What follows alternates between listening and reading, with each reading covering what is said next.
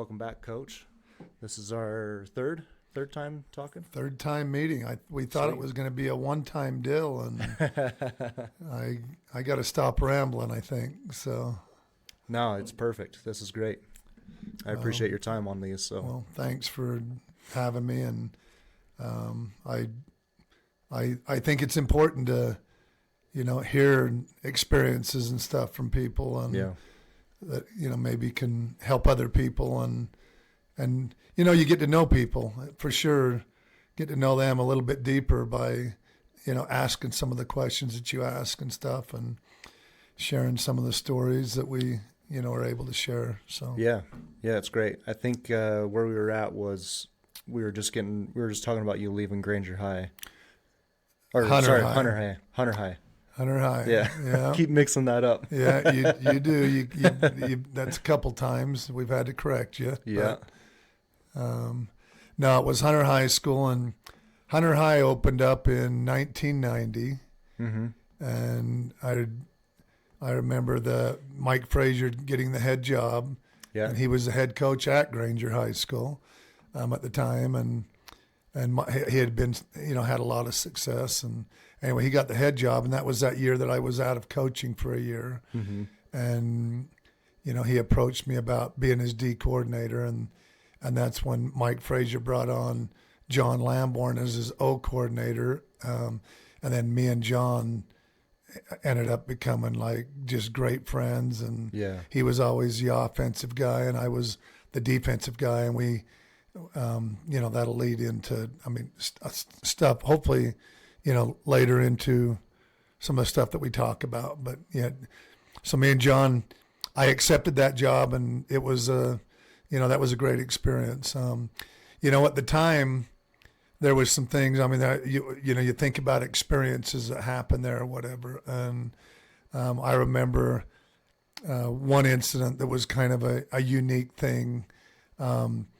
There had been some stuff there in West Valley where there had been, to be up front, there was a little bit of gang activity going on there in the 90s. Yeah. And I remember one day that the administration come and said, "Hey, we've heard that you need to kind of be careful because there's a couple kids on your football team that may have riled up some other people, and just be careful. You don't know. Something, they're saying that something could happen or whatever at practice." Right. And I remember being at the practice like the next day or whatever, and I remember being there with the coaches, and we were all kind of aware that there was some situations going on within the community and stuff that was not good between some people. And but we're out there in practice, and I remember this car driving down the road or whatever it was, and I want to say it was a truck. Don't remember exactly, but we're out there on the practice field, and all of a sudden we hear this truck backfires. And if you hear a car backfire, some of them can be pretty loud. Yeah. And after the news that we had got that, hey, there really could be some, there could be something that happens in some of your football players, not that they were necessarily in gangs or anything, but that there was potential association of some variety. Exactly. Could be some association or whatever, and so it made us all just a bit nervous or whatever. And I just remember we heard that backfire, and we honestly thought that it was, we basically ducked and covered as much as we could, because we were like, oh my heck, So it was kind of a strange thing. That was probably the first time I really remember, being in a situation like that where I was a little bit nervous for, everybody there that was part of the team or whatever. Yeah. But that was just a story that I remember us, or being part of, over there. But our time at Hunter was amazing. I ended up being there for 5 years, and my last year, John Lamborn was actually the head football coach, and I was his D coordinator. Mm-hmm. And we, like I said, John ended up becoming like a brother. We coached for a lot of years together, and then Anyway, I took the head job at Cyprus High School after the 5 years at Hunter, which was really a neat experience. But it was time for me to move on and become a head coach. And I think I mentioned that at the time I had to make, I don't know that I would have got the Copper Hills job, but Copper Hills was opening the same year, which that would have been 1995, because I decided to go for the head job at Cyprus High School, which was my alma mater. And so this is like 10 years, 11 years into coaching? Into coaching. Yeah, it would have been about 10 years. Yeah. Because I 1 year at Grace, 1 year at North Sanpete, and then 4 years at Bingham as an assistant. That puts me at 6, and then 5 years. So it was I had been coaching for 11 years. Okay. At that point. Great. Yeah. And then anyway, ended up taking was interviewed for the Cyprus job and was offered the Cyprus job. And it was one of those where I felt like I had kind of become one of those assistants out there that people were like, okay, he's going to be a head coach. And I had a couple opportunities to, during those years, if I wanted to go be a head coach at that point. But, with my family, my kids were all just young at that point. And I don't know, the situations I were in, I was in a good situation with good people and was enjoying what I was doing. So I wasn't in a big hurry to necessarily jump in at the first head coaching job that I had a chance to get. Right. Yeah. And I always look at things and just believe that sometimes we're guided in our life for whatever reasons things happen. And then you look back later and you go, oh my heck, if I would have done this or done that or made that decision, then none of this would have ever happened. Yeah. And that happened. That happened a number of times. There's definitely something impressive about someone that can look back and see the positive and negative to get them to where they are today. And say, if it wasn't for those things, even though this might have been a negative thing that happened, I wouldn't be where I am right now. Yeah. And we've talked about that before, where I really, to this day, I believe if I wouldn't have had a shoulder injury in high school, that my career path would have been different. And I don't know that, but I'm just saying I really, and then it changes who we are. It changes a lot of things. Yeah. And it was devastating at the time when I couldn't throw a baseball like I used to, and I couldn't perform like I used to. Yeah. And then I don't know. So I do believe so whenever there's anything that happens in our lives and you're feeling sorry for yourself, like, it didn't work out like you wanted or whatever, it just leads you in a different path. And sometimes that path is maybe greater than it would have ever been if you would have got what you wanted at the time. Yeah. So, it's hard to know, but if you're even kind of happy where you're at right now, it takes everything that happened in the past to be to where you're at. So, right.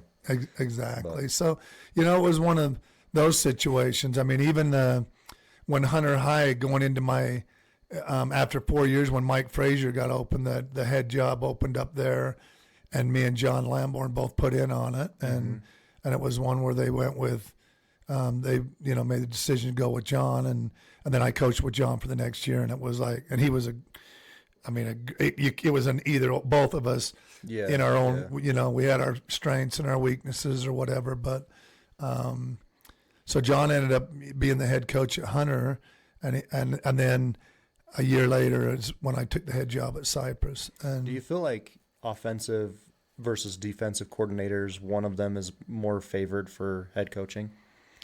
Not necessarily. Not I think really. it's more about personalities Okay. And to be honest with you, there's times when it's like, I think me and John were probably equal candidates as far as going for a job at that time. Yeah. and I do believe that he had been teaching and coaching in the district for a number of years. Mm-hmm. I was fairly new to the district and so sometimes there's, you come back and there's the loyalty to the guys that have been in the district the longest and all that. And I mean, if you're trying to make a decision and it's basically flip a coin, then you're just looking at what the reasons were. And honestly, it was like, it was, it is what it is. I just see that in business to some extent where like, I'd look at business instead of offensive and defensive, it's like sales and support. And sales would be the offense, support would be the defense, and sales tends to get some favoring in certain business arenas. There you go. And so I just wasn't sure if there was a similar, because, I mean, if you don't score points, like they say, a good offense wins a season or wins games, but a good defense wins championships. Yeah, we've heard that. I don't know if one is favored potentially at a school, or I'm sure it depends on the school to some extent. But. Yeah, it depends on who's doing the hiring, what's important to them, who's what. Yeah, but I actually like to hear that. I like to hear that it's more down to like personalities and. I just think it comes down to who's the best fit. Yeah. I would like to think that it, when it comes right down to it, they look at the personality and go, who is going to fit in here the best, and a lot of times it comes down to, what do you teach, what do you other criteria also, and seniority. Obviously, that's going to play into it, like you're saying, where he's been there for a while. Obviously that's plays into it, all that stuff. Yeah. But anyway, so I go to Cyprus, and Cyprus had not had a real strong program. I mean, basically, there might have been one or two other years after I graduated from Cyprus that they, went and had some good football. There might have only been a couple years in between where they had some decent football teams or whatever. But I knew the program definitely wasn't at a real strong program at the time, but that was okay. Mm-hmm. I mean, I just felt like at that point wanted to go back to my alma mater and try to get back and come or go run a good program, and I felt like that's what happened. I won't spend a lot of time on all the, every year and exactly what happened and how it broke down. But, I want to say we made the playoffs every year but one there. And that was back when every team didn't make the playoffs. So we were always competitive, right around 500 or so. And, but I know that, in my fifth year there at Cyprus, first of all, we built a really strong weightlifting program. I've mentioned how our powerlifting program, has been a big part of me as a coach and how that's all went. And we did run, our kids were totally into the weightlifting, and we would go to, weightlifting meets and do really well. But we didn't have nearly as much talent as what we had, when I was at Hunter or, but I couldn't be happier with the way our kids worked and what we was able to build at the program. Even from the time I was at Cyprus, they never had bleachers over on the visitor side. Mm-hmm. And I want to say in my first year there, whatever, in the off season, we was able to go get some old bleachers that were going to be discarded from Jordan High School, and bring them out. But the metal was still all good and that. Right. Yeah. And we was able to secure that. But I remember having parents and some of my other coaches and kids, work towards getting new bleachers there. Yeah. And we had a lot of support as far as that goes. And then we put all brand new wood. Sweet. Yeah. On the bleachers, and spent a lot of time. Bolting them in and doing everything that needed to be done. I remember us painting them blue and gold. That was our school colors. And, and we really took some pride in that. it's ironic because this year is the first year I went to the last football game that was ever played at Cyprus, and it was this past year.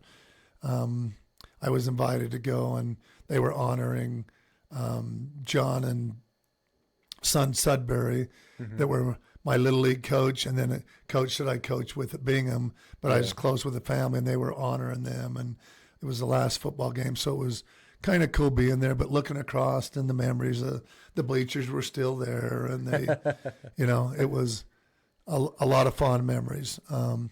As far as the way the football program went there, like I said, one year we were really, really young, and we started like 7 or 8 sophomores on our varsity team, but it was a talented sophomore group, and didn't do very well at all.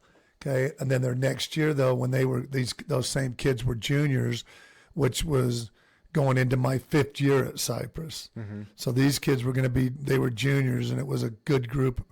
And I just remember kind of typically we made the playoffs, and we ended up playing Lone Peak that was ranked number 1 in the state at the time. They had 2 or 3 kids already committed to go to BYU, and even though they were, at the time, they were just a 4A school because there was no 6A back then. Yeah. But I remember, so we get scheduled in that game to play Lone Peak at Lone Peak, and they're number 1 in the entire state, even over the 5A schools. And like I said, there was a kid named Paul Walking Horse and a Jason Ayu.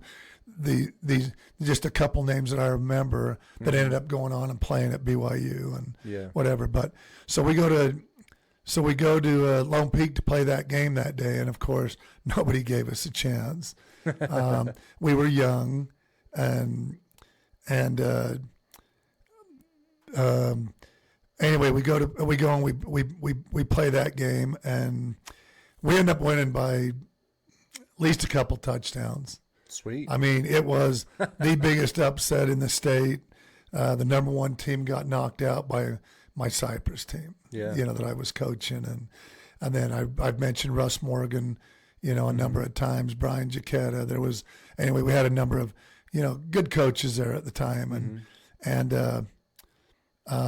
So that was a huge win. Probably the biggest win maybe, other than state championships back in the 40s or something for Cyprus. Right, yeah. That was a huge win for our program. And then we lost the next week. I remember we had to travel because they just go by whoever's the highest seed. And we had to go to Provo the next week, and we got beat by Provo. But it didn't take away on that given night one of the proudest moments of my coaching career was taking our Cyprus team out to Lone Peak in the first round of the playoffs and knocking them off when they were number one team in the state. Well, That's awesome. At the end of that year, the Bingham job opened up, and I had decided that I was going to go for the Bingham job.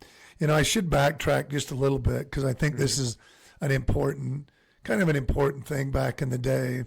I was living in Riverton with my kids. It's where for 14 years, it's where we had our 4 kids. I had Cassie, my oldest, and then Tyler was my next oldest son, and had 3 boys, Stetson and then Justin. They were all about 2 years apart, but we were living in Riverton at the time. And so before my last year at Cyprus, the Riverton was just opening up. It was a brand new high school and was going to be opening up. And at the time I was coaching Little League baseball because my 3 boys played football, basketball, baseball. I was coaching them in basketball. Of course, I couldn't in football because I was coaching, at Cyprus at the time, and was way too busy to. I tried to make their practices once in a while, but that was about it. I just couldn't. It just didn't work. Couldn't be there. But I remember the Riverton was building a brand new high school that was going to split off of Bingham and a little bit of maybe Copper Hills. And I remember really wanting that to go after that Riverton job. And at one point felt pretty comfortable that I had a really good shot. Knew a lot of people obviously in the community from coaching the youth there, and knew a lot of the youth coming up. And I had a boy that was just going to be a ninth grader the next year when Riverton opened. My daughter was going to be a sophomore going into, she played volleyball and softball, but she played volleyball at the high school. But I remember just thinking this was so perfect, you know what, to open this brand new high school where I live. My boys were going to be coming up. We knew we had good kids and was excited the opportunity.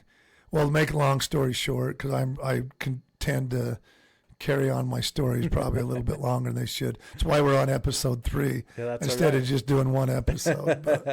But so I went for the job, and I know that there was a guy by the name of Axel Hardy was one of the community members. Axel played baseball at BYU, but he was one of them that was on the committee. There was 3 people. There was a principal or a district person that was there. They hadn't even hired a principal yet, but they were trying to figure out who their coaches were. It was a year before the school opened, and but they wanted to get the coaches in place. And anyway, I just remember being like super excited about what the future could hold if I got this Riverton job. Yeah. And I ended up not getting the job. They hired a guy by the name of Rick Bojack, which was the head coach at West Jordan at the time, was already in the Jordan School District. And Rick was really a good man, a good coach. And it's funny because he ended up being a really good friend in the end. Yeah. But at the time, when I didn't get the job, I mean, I was like crushed. It was like, I bet, yeah. It was my perfect, Hollywood, coaching my kids in the area we live and all that. It didn't happen. It didn't happen. And so I was, that one got me. It's another one of those where, you know what, you can either pout about it or you go on and just continue to try to be the best person you can, and just know that there's in the long run there's probably a plan for all of us. Yeah. And we don't always know what that plan is. And I thought for sure my plan was to be the head coach at Riverton High School. Well, didn't work out. And it's ironic because then it was the next year that we had the big win against Lone Peak, and then the Bingham job opened up where I had been. Son Sudbury had decided that he wanted to retire. Okay. And that was who I coached with, back in the day at Bingham when I was an assistant coach in the late 80s. I get my years mixed up. Yeah, the late 80s. Anyway, but he decided to hang it up, and he lived out in Magna, where Cyprus was at. And so the Bingham job opens up, and I'm like going, well, should I put in for it? Or, I mean, I already put in for the Riverton job. My kids now are going to be going to Riverton, but all of I knew everybody at Bingham. Yeah. We still lived right there close to Bingham because, it was, yes, there was a new high school now, so we didn't live in the Bingham boundaries, we lived in Riverton boundaries, which could be a little bit problematic, but thought, you know what? And so the first thing I did is I went to my kids. I went to, Cassie was basically, I want to say she was either a freshman or she might have even been a sophomore the first year that Riverton opened. I think she was a sophomore already attending the school. So I went to my 3 boys and just said, okay, the Bingham job, I had caught wind that the Bingham job was opening, or it did open. I go, what do you guys think? If I put in for that, there's no way I'm putting in if you guys don't, the only reason I do it is so I could coach you guys. And if you guys don't feel comfortable, going to Bingham, because we lived in the Riverton area, and that was we'd got them all excited about the future of Riverton. Right, the new school and everything. Exactly. And I'm going, okay, I totally get it. If you guys don't want that, then I'm not going to put in on it, because I am not. No way am I. It was either yes, we're all excited and I'm going to go for it, and all three of my boys were like 100%. You know what, Dad?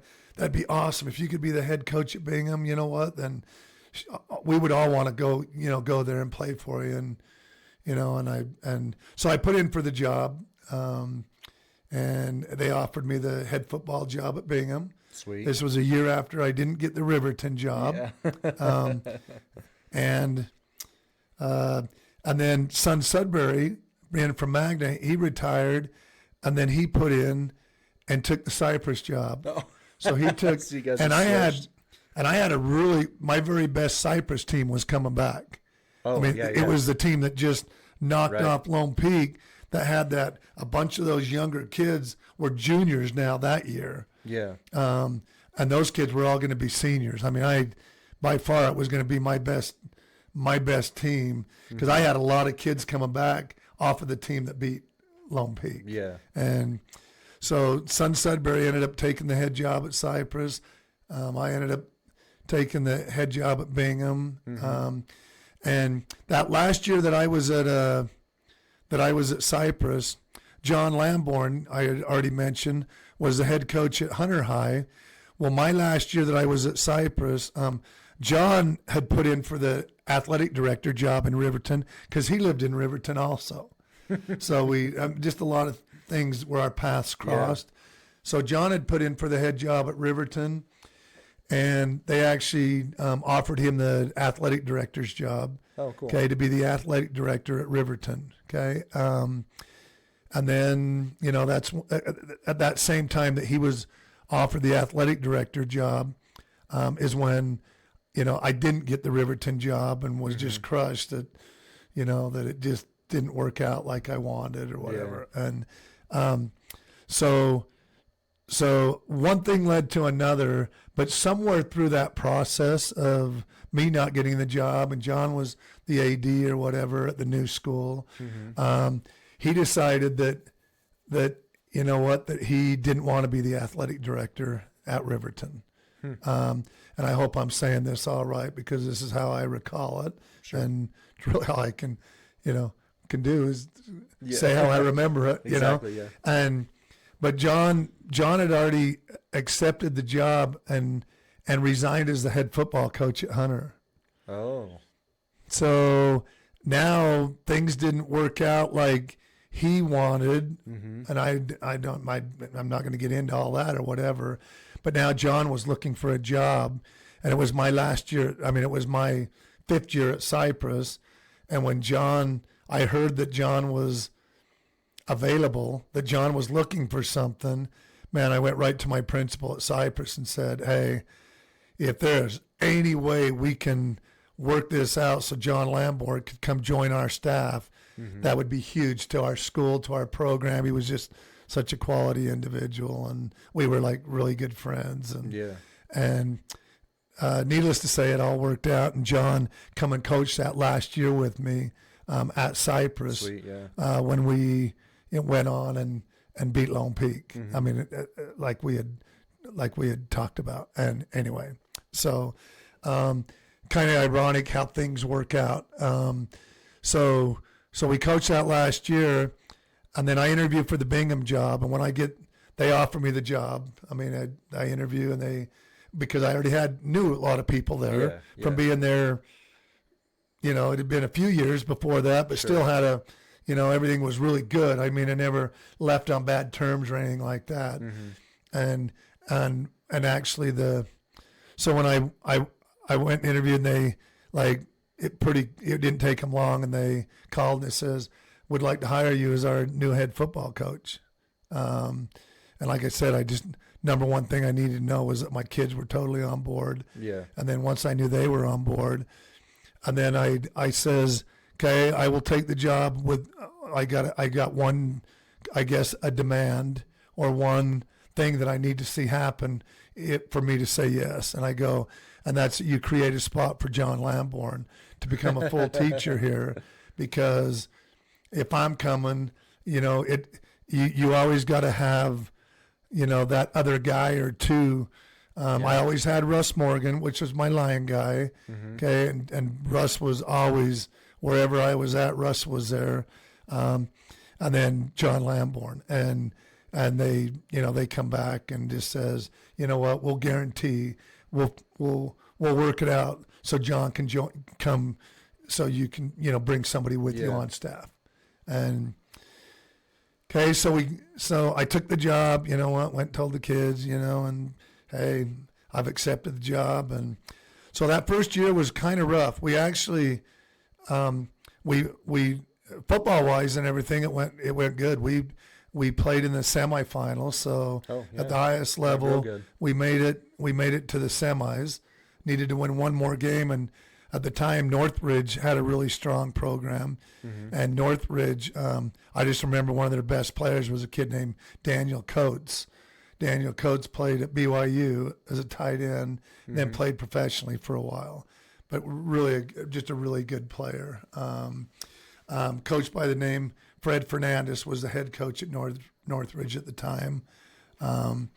And anyway, we met them in the semifinals, and they knocked us off. Then they went on and won the state title.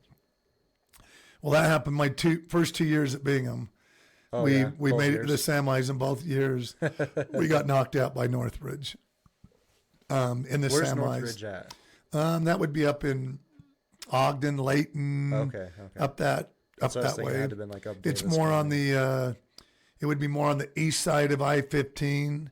Gotcha. Whereas Fremont, Layton, Clearfield are more on the west side. Right. So you had Northridge was Weber up that way, which was more of your east side schools down there in that area. Okay. Yeah. So Northridge was a fairly new school, but had really established some good things and as a program. And so first 2 years, good but not great. Good but not great. And we just kept trying to build the program at Bingham. And then I want to say, we made the playoffs every year and always was pretty good. But I want to say it was my fourth year, and my oldest son Tyler, okay, he was a senior on the team. So this would have been in 04. I took the head job in 2000 at Bingham. So I know it was a season of 04. And I just remember that year, we made the playoffs again, and we were, I want to say maybe 6-4, something like that. I mean, wasn't a high seed, but was still, definitely winning records and doing good. But I remember that year losing 2 or 3 games where I just could not. It was just, I couldn't figure out how we lose a couple of these games and stuff. And and it was at the end of that year in 04 that I found out that some of our kids had been partying, and some of our kids had been even like smoking pot before the game in a couple cases. Wow. And I'm wondering why are you running? There's nobody around you, and all of a sudden you're stepping on the line out of bounds, which should be an easy touchdown. And it all made sense. You know what? And I'll be honest with you. When I first went to Bingham, that first few years, we had 1 or 2 kids. One kid actually died of an overdose. One of our football kids. Okay.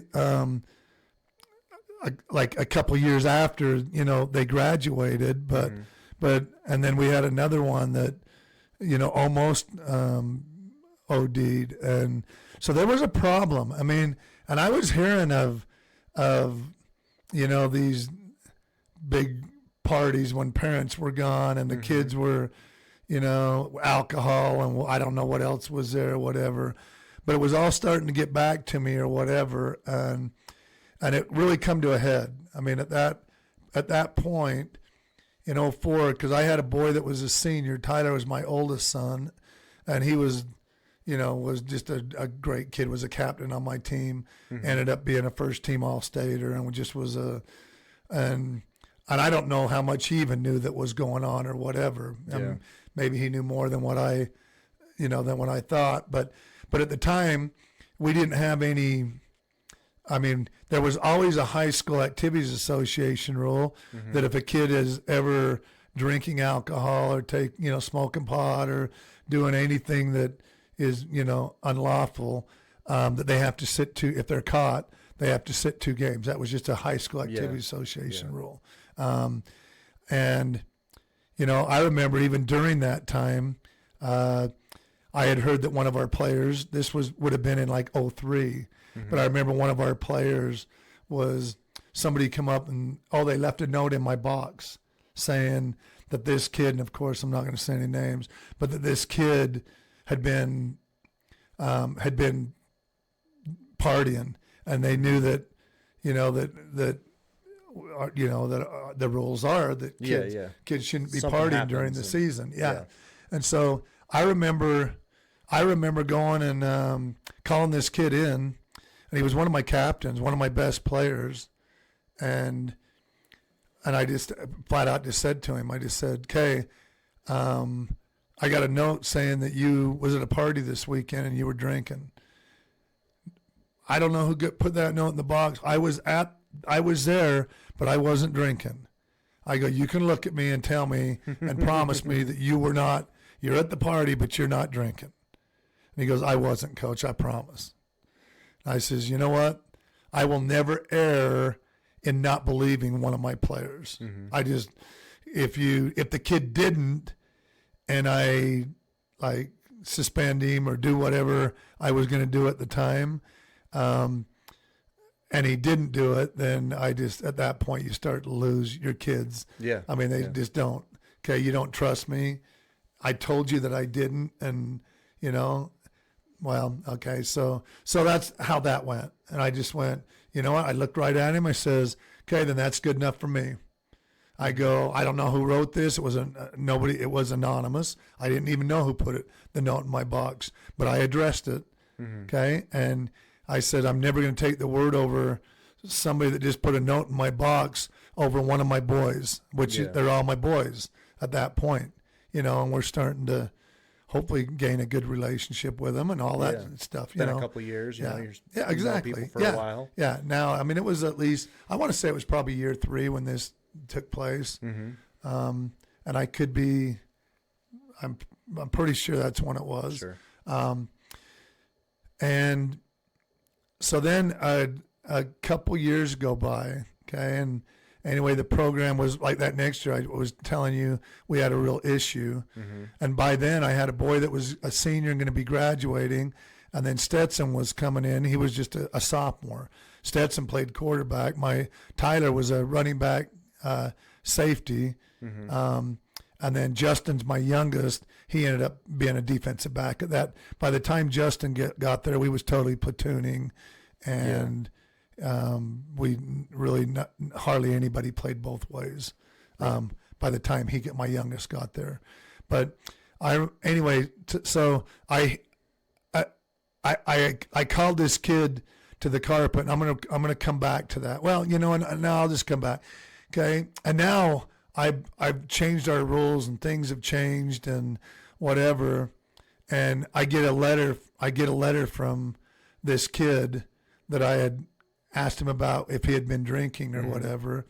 I get a letter in my mailbox, okay, and he's now in his second year on his mission, on an LDS mission, and I get this letter, and I'm like, okay, I wonder what this is about. And this kid basically, Coach, this has killed me for, ever since this incident happened.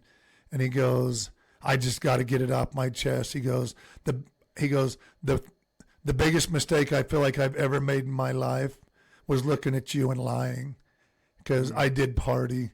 When you asked me if I had been drinking, and I told you, I promise I haven't been. He goes, "I lied. I had been drinking, but I just didn't want it to come down hard on me or whatever. And he goes, and every time I've ever seen you from that point on, I have been on a major guilt trip, and it just tears me up inside. And I hope you can, that you can forgive me at some point, because I have to get this off my, my conscience, because it bothers me more than anything out there. Yeah. Because you were such a, you influenced me in such a good way, and whatever. It was just one of those that's letters, awesome. That's great. And of course, he comes back from his mission. We run into each other, and I give him a hug and just go, we all make mistakes, and I am disappointed that you could, looking back on it, that you could look at me and do what you did, but what you have done to make it right. I mean, I applaud you, and I am so glad that you come back and at least said something. Anyway, there was a kind That's of awesome. one of those, never wanting to ruin a kid, and it was all about just trying to help them to make good decisions. And so you knew that there was an impact on the kids, even though, it wasn't perfect. But anyway, there's a story that, I felt like was important to share. It shows the people rapport do make mistakes. Yeah, it shows the rapport that you build with the boys, though, because if they're, after school and in other things and stuff, and they're still thinking about things that you help them do or things that, they feel bad about and stuff, that shows that you're building that kind of relationship and that kind of program. Yeah. That wants to do the right thing, Well, and that was pretty much kind of how that went. And, and then it was like a year or two later when my oldest son, Tyler, was, and I want to come back to that because that was really important. And I found out at the end of the year, that we had problems with alcohol and drugs or whatever. And I just remember doing this. I remember being so angry when I found out that one of them was a captain, that some of my players that I really trusted were the ones that were out partying even before the games, like the day of a game or whatever. Yeah. I was blown away and so brokenhearted. I don't know how else to say it. Oh man, I was just couldn't believe that was actually taking place, but I knew for sure that it was. And so, and I'm not one to, I still don't want to ever ruin kids. I mean, we all make mistakes when we're younger, whatever. And the word got out, let's just say word got out that I now knew kind of what was going on, and the older kids were, the ones that were doing it, I know that I could just tell they felt really uncomfortable, and it was hard for them to really look at me, right? And because they know that me and my coaches and that, man, we did everything we could to run a great program, and treat them right, and and do, have high expectations for them. And so, it was really disheartening. I mean, at that point, and I was, well, I'll just tell you how I handled that. It didn't take, within the week, I called a meeting with all of our juniors and sophomores at the time, kids that were going to be coming back in the program. I still remember we went in the weight room. It was an after school. Okay. I said we're going to have a meeting, and I need every kid that's planning on playing football or that played this last year. I need you in there for a meeting. And I remember going in there and meeting with my younger kids, my best juniors and my best sophomores that were going to be coming up or whatever. And there was a couple of juniors that were also a couple of my best players that were part of that kind of that same group with the older kids that I knew. I mean, somebody kind of spilt the beans to me about how, who and what, and not that I'm out looking for that kind of stuff, but it all come out. Let's just say it kind of come out. And I remember meeting with my team, and this is kind of a turning point, I think, in our, in my coaching career and in Bingham football, what eventually become something really special. But But I called that meeting with the younger kids, and I just got up in front of them and told them everything, that I knew exactly what had been going on, okay, and how disappointed I was. And I just let them know right there. I go, and if this is how it's going to be, I go, we're either going to come up with some really strict rules when it comes to drugs and alcohol, okay, or you guys are looking for a new coach, because I am quitting as of today, okay. If you want me to be your coach, you guys better have a heart-to-heart meeting, and you come up with some recommendations of what the future of this program could look like with it not having alcohol and drugs involved. And if not, okay, then you can have a new coach next year. That's basically how this meeting went. Wow. And that's a great thing. Well, and my younger kids are sitting there looking at it and going, I hadn't talked to my administration. I hadn't whatever, Yeah. But I was one that, definitely, tried to stand for more than just whatever. Yeah. I knew I could, whatever. I could go get another job, whatever. I wasn't, whatever. But, and so I left the room. I turned and left the room, and it was probably, I don't know, 20 minutes or half hour, whatever. I don't know. I mean, it wasn't like an hour, but I remember going to my office and kind of, because I wanted to see, I go, tell them I'll be in my office, okay? And somebody either come and tell me, come up with a plan, or you know what, or already know what my plan is. Yeah. And if you guys want a new coach, then I understand, okay? Then we'll just head in different directions. Yeah. And I just remember a couple of our junior captains coming in and getting me in the office as coach. Can you come back in the weight room? And we've been in there talking, and we totally understand where you're coming from. And I said, yeah, I'll come in. And then in that meeting, they just says, you know what, coach, we apologize for the ones in this room that were part of that party scene or whatever. Okay, we want you to know that we don't want anybody else coaching us but you, and we will do whatever it takes to keep you here as our coach. And some of the kids, I said, so what's the plan? Okay, we will have a zero tolerance. If any kid that we find out is drinking or smoking pot or doing whatever, is illegal, okay, we will take care of it ourselves, okay? We won't put it on your plate. We're looking at you right now, telling you how we will handle this, okay? And we're letting you know we will not be partying, okay? Or it'll be you're no longer on the team. And I go, is this just during the season? What is it? And they're going, no, we want to do a year-round, no drugs and alcohol. And I'm going, I'll tell you what, you do that, and you guys are willing to back it up, okay? I go, then I'm all in. I'm all in. But there has got to be a change, and you guys know there needs to be a change. And so that kind of is how that went. But in that meeting, I remember there's one kid, and he was like probably our best athlete, played tailback, and probably our best kid, the coming back. He's a junior. Yeah. And I looked right at him in front of the whole team and just said, okay, and I called him by name, said, okay, so you're telling me that, because I know you were one of them, and I just put it right out on the table. I go, because I know you were one of them that was doing the partying. I mean, I didn't know during the season, but I knew after the fact. Yeah. I go, so you're telling me, and I called him by name, that you will not party or do anything, and you will back this rule.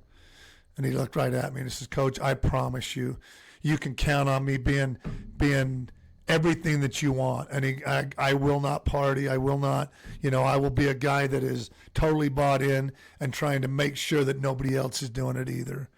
And so that's how we went into the next year. Well, and during that next year, the grit and the toughness that our team played with, it was like amazing. And what we did, because we was coming up with something, that is when we first come up with what I call our code of ethics. Okay, at that point, I'm going, okay, we've got to put this in writing, because I can't have parents and teachers and administrators, knowing that this is now our football rule, and then but nothing in writing and nothing that the parents know and that other people know. And so we come up with our first ever Bingham football code of ethics. And with this code of ethics, man, I stressed over getting it perfect, because I just wanted to make such a difference with these kids now.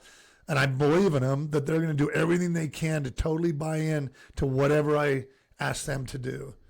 And I remember it was a turning point, because I even went to assistant coaches in the program and just said, okay, I need you to do this and this and this. And if you can't, then I got to find somebody else. I mean, I was like across the board. It was like there's a new, I mean, everybody said we would never win a football championship in at Bingham, because baseball and basketball were so big. I mean, that was what my principal even told me, and he'll deny it. But he even told me, like, after I was hired, hey, we know it's going to be really hard to ever win state championships in football, because all of our best athletes play basketball and baseball. And I just remember looking at it and go, well, just so you know, you didn't. The person you hired expects to win some football state championships too.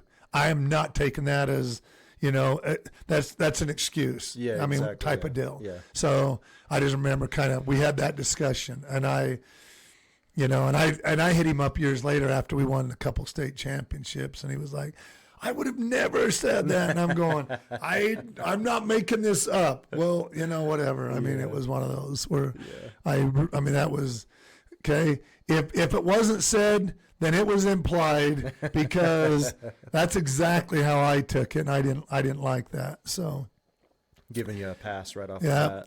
So I stressed real big about putting in this code of ethics, the Bingham football code of ethics, and come up with 10 principles from, integrity to regrets to just, service. There was being loyalty. There was 10 different principles that we come up with. Okay. And we started to share those. That become way more with our Bingham football program, way more every Thursday night before our games. It was way more about, okay, are we living up to this code of ethics? Are we, and then we would share stories, and I come up and would find stories that went along with each one of our main things. And every kid, I got a frame with our code of ethics in it. And I should have brought, it would have been nice, anyway, but so I come up with this code of ethics, and it was big, and the kids were buying in, and I think it would become a big thing. Well, that year there was a theft incident. One of my players ended up, stealing at something at some store or whatever. Okay. And that was all part of the code of ethics. Now, it wasn't just drugs and alcohol. It was theft in that. And we had a zero tolerance. You do it, you're done. That was what it was that first year after we had the incident. And needless to say, a really good kid didn't get to be on beyond the football team because of what we had come up with, and then which was really hard. So we went for like a 2-year period where we kept it was almost like the death penalty. If a kid messed up, it was like, you knew, and they did. Everybody knew what the rules were, and then it was just a matter: do you want to live up to them or do you not? And if not, then there was one thing that couldn't happen: was I couldn't have a kid break a rule and everybody know, and me not back it up at that point. Exactly. Yeah. At that point, they're all looking at me, going, "All right, this kid's a starter. He's a good player. Yep. What's going to happen?" You know what? Well, he was gone. And then the next year so that would have been in 05, and in 05, It was my Stetson. He was a senior by then, and he was the quarterback of our football team, 2-year starter, and by then the culture had really changed a lot and stuff. But and how we played on the field. So in '05, we were ranked number 1 in the state, undefeated, and meeting in the quarterfinals was meeting a really good Brighton team, 2 of the best teams in the state. We had a couple of injuries, and we ended up getting knocked out. And in '05, so the next year after we put in our code of ethics and after I had all the partying going on and all that, that next year, the kids, we'd have our Thursday night meetings, and they would go and have their own individual meetings. And sometimes they would last like 2-3 hours. Wow. And then I would get calls from parents.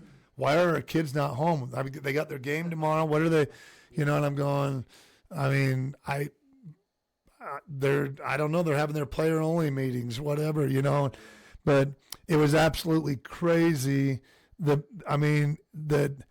commitment level now was off the charts, like anything I had never seen before. I mean, went from being like, obviously there was a problem, to being over the top. The kids were taking control of the team, and it was like, for a coach, it was just such a good situation at that point. Like what you want to see. Oh, what you just want to see commitment and see kids take, accountability and the whole bit, and man, did they ever do it. And I remember we won our first playoff game that next year, and then we're playing Davis at Davis to get into the semifinals. And so, and this is Stetson's a junior that year, my own son. And so we had to play at Davis, and Davis was ranked pretty high.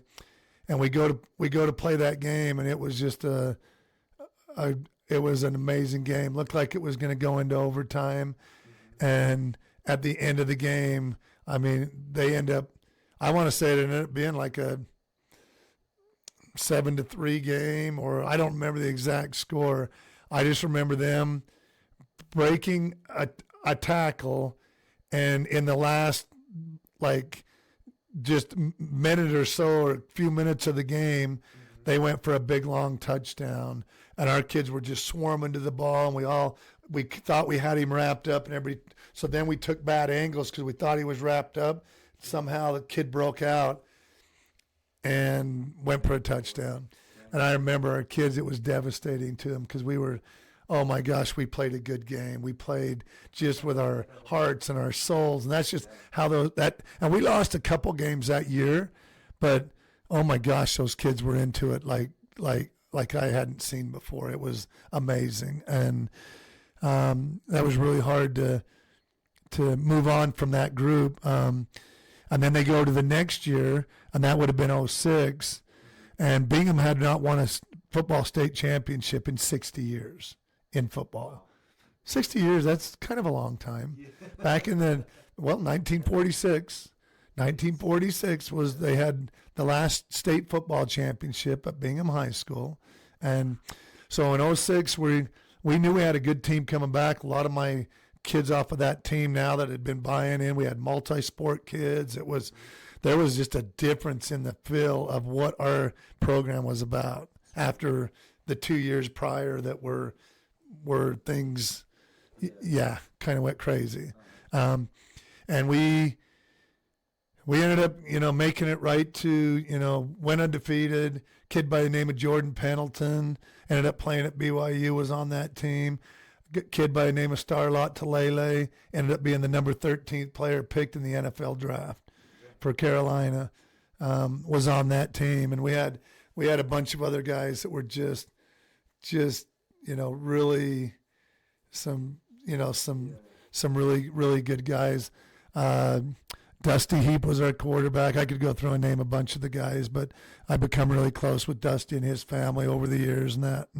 But so in '06, then after losing to Davis, when we lose to Davis was one of the highest scoring teams in the state at the time. we're at their place in the quarterfinals, and we lose it honestly is like 7-0 or 7-3, but it's just it is a super low scoring defensive battle, gritty, tough game, and then they beat us right at the end on a broken play, and then they go on and score I want to say 40 in the semifinals to make it to the state championship game, and then scored 40 again in the championship game. Davis won it all that year after us giving them everything they wanted at their place early on in that game. Okay, so the next year we come back with a lot of our kids now are seniors, and we end up going undefeated for the year. There's just so much buy-in. It's amazing, and we end up making it right to the state champ. I mean, we're in the semis. Okay, we win in the semis. We now are going to be playing for the first state title, and I don't know, how long I'd been playing for it, but hadn't won one in 60 years. Let's just say it was a big deal in our program.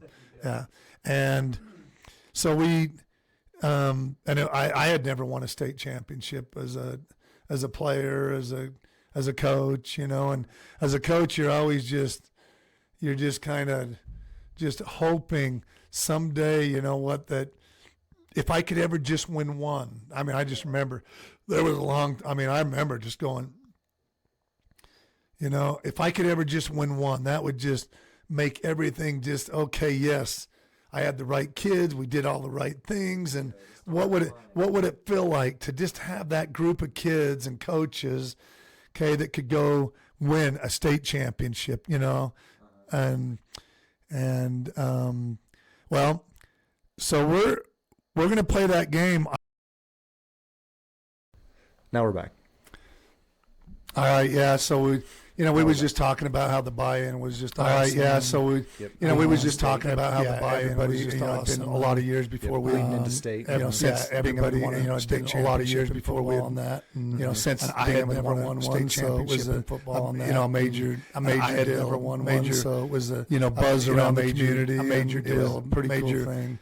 Buzz around the community. And I remember leading up to that game, though, one of the something. And I remember leading up to that game, though, one of our players on something I'll never forget is one of our players on our football team basically made a mistake during the week of our state championship. Basically, during the week of our state championship game, and ended up being caught at school. Ended up chewing some tobacco. And ended up being caught at school. It was against our code of ethics, and at that point, there was nothing more I wanted. And at that point, it was one of our starters. There was nothing more I wanted. I just loved like he was my own one of our starters and a kid that. But I just loved like he was my own boy. Come up with our code of ethics, and definitely code ethics come up with our code of ethics, and that went right along with our code ethics policy. Can't have a code ethics that went right along with our code ethics. Okay, here's the consequences if you don't do what you're supposed to be doing. Okay, here's the consequences if you don't do what you're supposed to be doing. Distraught over this one. I was really was like distraught over this one because it was one. But at the end of the kid, we just I had to follow through with my rule. But at the end of the day, not get to play just in that state. I had to follow through with my rule, and that kid and we barely play in that state championship. We beat a good Alda team, and we barely that year won. And it was a good Alda team that year, and it was a heck of a game. That was a hard thing that happened there. So we win our first state championship. A hard thing that happened there. Oh yeah. Okay, so we win our first state championship. Did you feel like you had issues getting the buy-in? You know what? I didn't. I'll give you an example though. No. Because I'm not going to talk about every little thing that happened, but because I'm not going to talk about every like a thing that happened. I'm going to say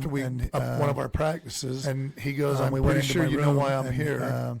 and he just And said, he goes, I'm pretty sure you know why I'm here. I'm And he just said, here I'm- because you've said that my son is not going to be playing here because these first two games. You've said that my son is not going to be playing. I don't think that it's right. These first two games. I think that, And you know what? That I don't think that you it's need right. to. I think that you need Bend to. the You know door, what? break They, it or exactly. something. Need to. And he basically said, need Bend the to. door, Or we're going to break it. be. We're gonna pull our Exactly. son, And he and he's gonna go to basically another said, school.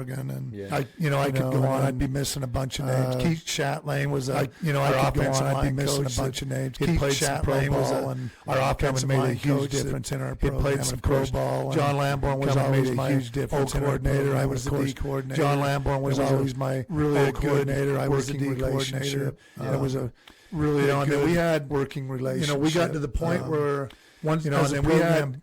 We got to the point where once we was invited to play, got stronger and stronger, and we was invited to play.